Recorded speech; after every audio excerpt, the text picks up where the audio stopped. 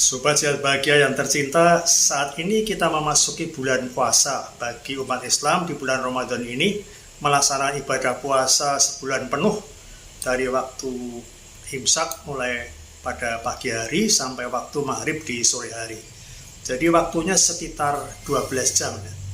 Sudah diakui oleh sains bahwa puasa memiliki beragam manfaat baik bagi kesehatan fisik, mental maupun spiritual. Puasa bermanfaat dalam membantu meningkatkan konsentrasi dan fokus dengan membersihkan pikiran dari keinginan untuk makan. Banyak pelaku puasa merasakan lebih tenang dan stabil emosionalnya selama bulan puasa ini. Puasa dapat meningkatkan kesadaran spiritual dan memperkuat keteladanan, membantu orang untuk lebih memahami dan mengendalikan dorongan-dorongan mereka.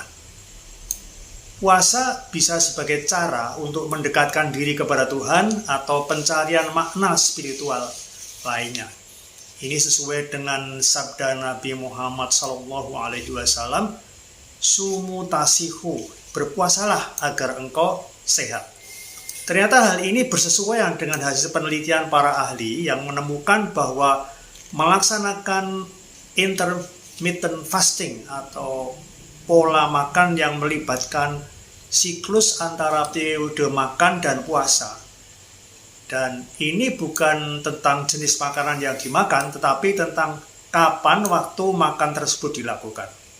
Sebelum saya jelaskan hasil kajian para pakar kesehatan tentang puasa ini, silakan subscribe bagi yang belum, dan silakan menonton video ini sampai selesai agar mendapatkan informasi yang lebih lengkap. Dalam penelitian para ahli kesehatan, terdapat berbagai jenis pola intermittent fasting. Tetapi dua yang paling umum yang dianjurkan agar mendapatkan manfaat dari intermittent fasting atau puasa berselang-seling dengan makan itu, yaitu yang pertama yang disebut dengan metode 16-8. Artinya, dengan berpuasa selama 12 jam atau 16 jam setiap hari, dan kemudian mengonsumsi makanan dalam selang waktu 8 jam berikutnya. Yang kedua adalah metode 5-2. Pada pola ini kita makan seperti biasa selama 5 hari dalam seminggu, dan 2 hari lainnya membatasi asupan kalori sehingga mengurangi makan hingga sekitar 500-600 kalori.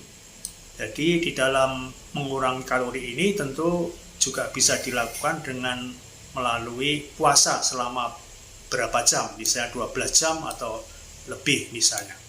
Jadi itu seperti puasa Senin Kamis di dalam kebiasaan dalam Islam.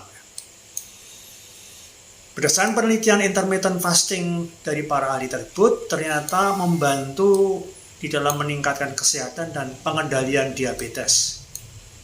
Yang pertama yaitu menurunkan berat badan.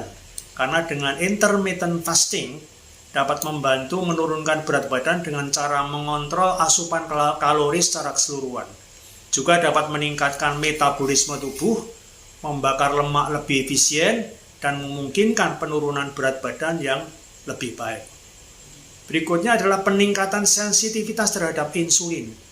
Puasa intermittent telah terbukti meningkatkan sensitivitas terhadap insulin, yang berarti tubuh lebih efisien dalam menggunakan glukosa darah. Hal ini dapat membantu mengendalikan kadar gula darah dan mengurangi risiko resistensi insulin yang merupakan faktor risiko utama penderita diabetes tipe 2. Yang ketiga adalah menurunkan risiko penyakit jantung. Intermittent fasting dapat membantu menurunkan tekanan darah, kadar kolesterol, dan peradangan dalam tubuh. Ini dapat mengurangi risiko penyakit jantung yang seringkali menjadi komplikasi dari diabetes. Yang berikutnya adalah meningkatkan fungsi sel dan proses regenerasi. Puasa intermittent telah terbukti merangsang proses autofagi, di mana sel-sel tubuh membersihkan kerusakan seluler dan komponen yang tidak diperlukan di dalam. Hal ini dapat meningkatkan kesehatan sel dan organ serta membantu dalam regenerasi sel-sel yang lebih sehat. Yang kelima, mengurangi peradangan dalam tubuh. Diet yang terkait dengan pola intermittent fasting, khususnya ketika dipadukan dengan makanan sehat seperti sayuran, buah-buahan, dan lemak yang sehat, dapat mengurangi peradangan dalam tubuh. Ini dapat membantu mengurangi risiko penyakit kronis termasuk diabetes. Yang perlu diperhatikan dalam hal ini adalah risiko kurang cairan dalam tubuh di dalam proses puasa atau dehidrasi, karena selama 12 jam puasa itu tidak minum. Dalam selang waktu tidak berpuasa di malam hari juga kurang minum, ini bisa menyebabkan terjadinya dehidrasi. Kurang minum atau dehidrasi dapat berpengaruh pada kekentalan darah.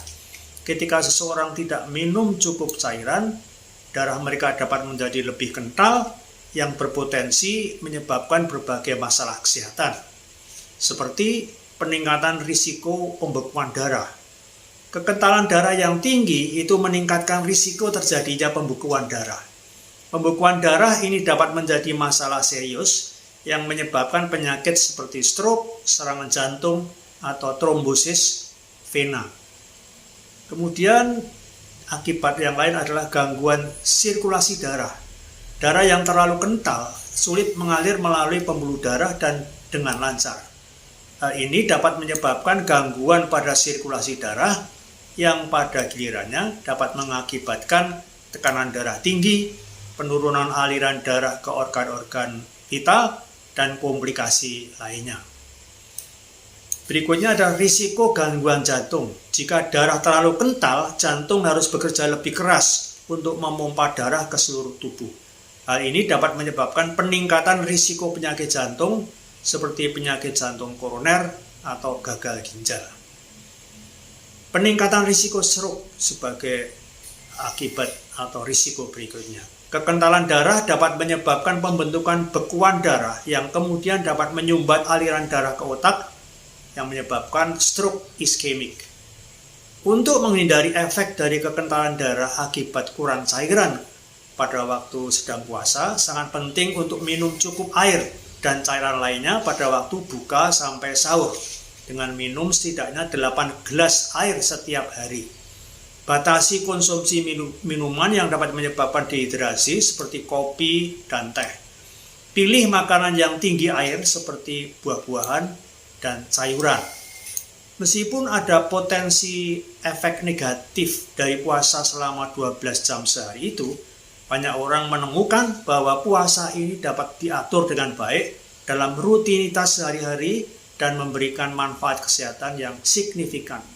Yang terpenting adalah untuk mendengarkan tubuh Anda, memastikan Anda mendapatkan nutrisi yang cukup saat berbuka puasa, dan konsultasikan dengan dokter atau ahlinya, ahli gizi, jika Anda memiliki kekhawatiran tentang puasa Anda. Selamat menjalani ibadah puasa. Semoga dapat meningkatkan kesehatan tubuh, jiwa, dan spiritual.